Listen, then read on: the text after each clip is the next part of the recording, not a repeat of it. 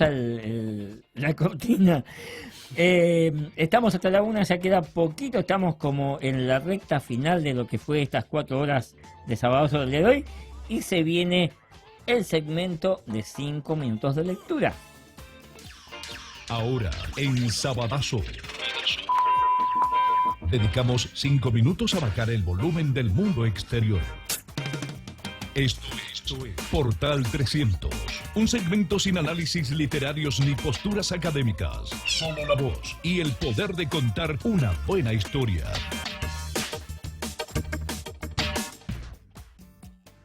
Y el encargado de contar las buenas historias en este estudio es nuestro nuevo amigo Edgardo Sousa, que hoy nos vas a hablar de qué, Edgardo. ¿Cómo va? Buenos días. Hola, buen día, ¿cómo andan, chicos? Bien.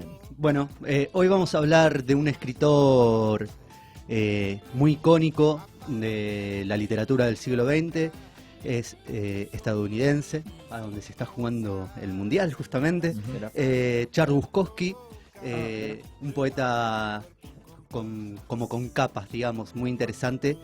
Nada, vamos a repasar un poquitito entonces de su biografía, que es bastante particular, y después vamos a leer un poema de él que es muy contundente, muy hermoso. Bien, poeta y escritor que fue contemporáneo, si no me equivoco, de grandes como Borges. Sí, claro, él nació en 1920. Sí. Mira. Y murió exactamente en el año 94. Sí. Para seguir ahí con las coincidencias cuando se estaba jugando el Mundial, el Mundial en Estados Unidos. Mirá que justo. El último Mundial de Maradona. No lo pensé, ahora no es que ando buscando coincidencias. Bien. Pero bueno, sí, contemporáneo de Borges y de tantos otros escritores. Seguramente se han inspirado, quién sabe, se han llegado a conocer. Bueno, contanos un poquito. Dale, cómo no. Bien, él, si bien es como una referencia de la literatura estadounidense del siglo XX, junto con Hemingway o Faulkner, llamativamente nació en Alemania, pero desde muy chiquito ya se trasladó con su familia a Estados Unidos. Nació precisamente en Andernach, una ciudad alemana, y murió, como decíamos, en el 94 en California. Él era hijo de un oficial norteamericano y de una madre alemana. Como decía, su familia se trasladó a Estados Unidos cuando tenía apenas 3 años. El joven Bukowski creció en un barrio pobre y durante la Gran Depresión Económica iniciada en el 29, hubo de soportar la miseria y los castigos de su padre. Estudió periodismo mientras trabajaba en varios oficios, desde lavaplatos hasta acomodador de autos, pero bueno, no llegó a graduarse en esa carrera de periodismo y llevó una vida dispersa, entregada al alcohol y a un vagabundeo sin rumbo, podríamos decir. De aquella primera época son sus primeros poemas y también algunos cuentos que empezaría a publicar a partir de 1940, es decir, en torno a los 20 años. En el 56 comenzó a trabajar en el servicio de correos, era cartero. Luego que ese trabajo le serviría de inspiración para la que fue su primera novela, justamente llamada El cartero, del año 1971. Que el protagonista de esa novela sería por primera vez Henry Chinaski, que va a ser como un alter ego en sus novelas, destinado a reaparecer en muchos trabajos posteriores. A los 50 años abandonó el empleo en correos, dejó de ser cartero, con la intención de dedicarse plenamente a la escritura. Él dice para sobrevivir con el oficio de escritor. Hay como bastante en algunas entrevistas que dio posteriormente y en ciertas reconstrucciones de ese momento. Él dice que entre morirme de hambre siendo cartero o morirme de hambre haciendo lo que me gusta, prefiero morirme siendo de hambre siendo escritor. Igualmente no se murió de hambre porque al poco tiempo, entrado a los 50 y pico, empezó a tener cierto reconocimiento y sobre todo el gran reconocimiento va a llegar post-mortem, pero disfrutó de cierto renombre. O sea que esa apuesta no le salió mal. En sus obras retrató toda una galería de personajes estrafalarios y marginales, prostitutas, alcohólicos, vagos, buscavidas, jugadores arruinados que circulan como sonámbulos o como pícaros por una ciudad que los rechaza. Varios títulos de su obra hablan por sí solo de sus líneas argumentales. Una obra, por ejemplo, del 72 se llama Eyaculaciones y exhibiciones, otra se llama Escritos de un viejo indecente, del año 69. Esos temas también serían los que abordaría en sus libros de poesía, que fue escrita en un verso, podremos decir, rudo, escasamente lírico, de mensaje claro y áspero. Sí, bastante tabú. Sí, tocaba temas explícitamente, digamos, y generaba cierto rechazo en ciertos sectores como más puritanos, podemos decir. Y su poesía, digamos, el estilo de su poesía era así, como muy sencillo, muy directo, muy al grano, no una poesía como en ciertos lugares comunes podemos llegar a pensar que es la poesía que abundan sinónimos o imágenes bellas. Era cruda, era directa. Claro. Pese a esto, en ocasiones afloran en sus poemas los sentimientos y hasta un cierto estado de felicidad. El poema que vamos a traer es un poema muy sentido. Sus relatos breves, como sus poemarios, están escritos en este lenguaje que decíamos, recto, funcional, que cuenta ágilmente una historia con un final, por lo general, como áspero, subido de tono y con una atmósfera algunas veces sórdida y otras veces atravesadas por lo cómico, lo grotesco, y el habla coloquial, el habla de la calle así más descarnado. Podemos decir malas palabras, muy entrecomilladas. Claro, él traslada mucho de lo que vivió a sus propios poemas y no lo hace de una manera bella. Exacto.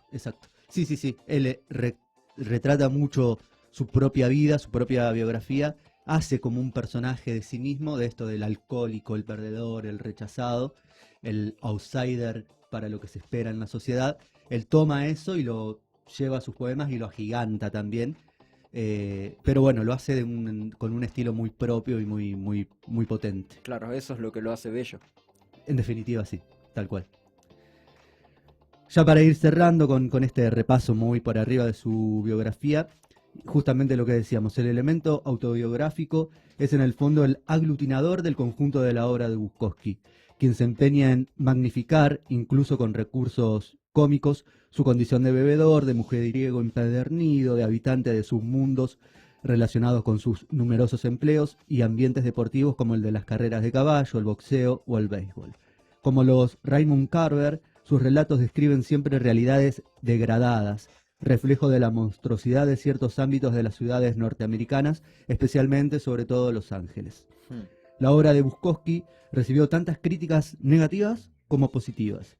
Se le acusó de practicar un estilo soez, como mero exhibicionismo literario, de esto de contar sus intimidades de una manera muy explícita, este exhibicionismo literario, y de reiterar sus obsesiones de un modo efectista, digamos, como buscando el golpe de efecto, sabiendo que eso iba a lograr esto. Por un lado cierto rechazo y por otro gente que se siente o identificada o alguien que está poniendo en palabras lo que otros no se animan a decir. Sí, pero al fin y al cabo iba a lograr de igual manera la repercusión. Sí. Han dado el tiempo, pero sí, lo va a lograr claramente. Y cerrando con esto, otros críticos, en cambio, esto que decíamos también, realzan su autenticidad y esta especie de escritor maldito, que la figura del escritor maldito es más propia del siglo XIX, con los poetas románticos. Pero en el siglo XX ha habido algunos que son herederos de esa imagen del poeta maldito, del poeta que no logra adaptarse a la sociedad y que vive intensamente sus adicciones, sus amores, sus pasiones, sus entregas, y que a la vez lo revisten con talento literario. Me hace acordar bastante hoy que hablábamos de Troilo, de Cacho Castaña, me hace acordar mucho al tango en sí. Es como una especie de tanguero yanqui, sí. Sí, ni hablar. Tiene algo de eso, del submundo, de lo malevo, de lo áspero del tango, y que a la vez se traduce en belleza también. Claro. Y en un gesto artístico muy potente. Bueno, ese fue nuestro querido Charles Bukowski. Y para que podamos como reflejar todo esto que estábamos diciendo, traje un poema de él. Para mí es mi poema, si bien hay cosas que me gustan de Bukowski, no soy hiper fanático, pero hay muchas cosas que me gustan. Y este poema sí, es mi favorito de él y me parece muy hermoso. Y esto que leíamos de su vida, me parece que acá en su poesía lo podemos comprender por otros caminos y de una manera más profunda. El poema se llama Hay un pájaro azul.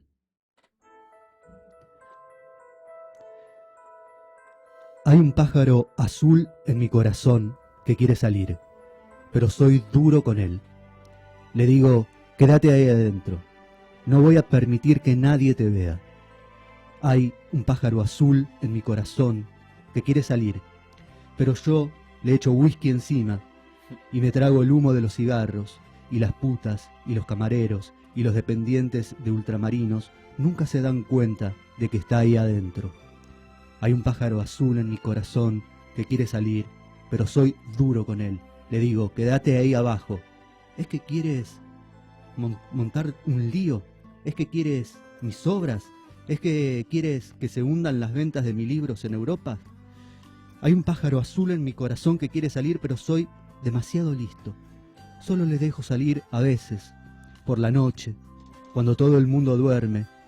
Le digo, ya sé que estás ahí, no te pongas triste. Luego lo vuelvo a introducir y él canta un poquito ahí adentro. No lo he dejado morir del todo. Y a veces dormimos juntos, así, con nuestro pacto secreto. Y es tan tierno como para hacer llorar a un hombre. Pero yo no lloro. ¿Lloras tú?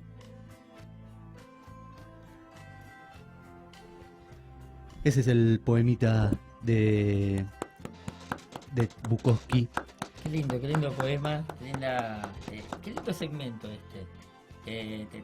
no participé, los dejaba a ustedes que participaran como para que la gente marcara un poco la diferencia, que llegó el momento de bajar un poco los decibeles para recomenzar, viste que cuando alguien toca a fondo, después se levanta con todas las ganas. De una, sí. Con la fuerza, por eso intenté marcar esta diferencia. Sí, un poco incluso lo podemos traducir a la propia biografía de Bukowski cuando decidió dejarlo todo por la escritura, sabiendo que le podía ir muy bien o muy mal, pero de todas maneras haciendo lo que le gustaba. Exacto, hoy creo que estuvimos pregonando ese mensaje durante toda la mañana, incluso cuando dedicábamos el tema que pidió Luciano y demás. Qué coincidencia, ¿no? Totalmente. Cómo las cosas se van uniendo. Se va uniendo. Sin armarlo. Porque nosotros no nos ponemos de acuerdo en lo que vamos a decir con el programa. Pero bueno, siempre está bueno también, incluso para mí, yo me puse de espectador. Vengo con todas las pilas acá, trato de hacer un programa que hoy fue bastante raro porque nos faltaba nuestro compañero y a veces cuando falta una pata de la mesa, se nota, se siente, seguro. Claro, se inclina, ¿viste? La podés sostener, pero tiene que hacer fuerza, porque si no se cae.